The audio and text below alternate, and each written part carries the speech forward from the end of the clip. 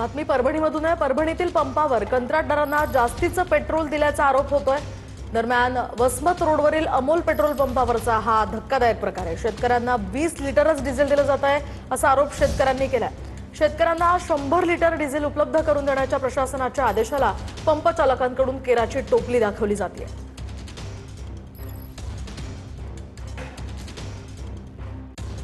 परभणीमध्ये डिझेलसाठी शेतकऱ्यांच्या रांगा लागतात। मी सध्या परभणीच्या वसमत रोडवरील अमोल पेट्रोल पंपाच्या बाहेर आहे आणि या ठिकाणी आपण बघताय की अशा पद्धतीनं शेतकऱ्यांच्या पंपावरती रांगा लागतात। मात्र दुसरीकडे जे आहे ते वाळू माफिया असतील, कंस्ट्रक्शन कंपनीचे ट्रक असतील, त्यांना मात्र बेछूट डिझेल जे आहे ते दिलं जात असल्याचं टीव्ही9च्या कॅमेऱ्यामध्ये कैद झालेलं आहे। डिझेल आणि पेट्रोलचा काळाबाजार होत असल्याचा शेतकऱ्यांचा आरोप आहे। ज्या कंत्राटदारांच्या वाळू माफियांच्या गाड्या आहेत त्या भरभरून डिझेल दिलं जातं, मात्र शेतकऱ्यांना प्रशासनाच्या आदेशाप्रमाणे 100 लिटर सुद्धा डिझेल जे आहे ते दिलं जात नसल्याचा शेतकऱ्यांचा आरोप आहे। कॅमेरा पर्सन सुदर्शन पाटील सह ज्ञानेश्वर उंडाळ, टीव्ही9 मराठी, परभणी।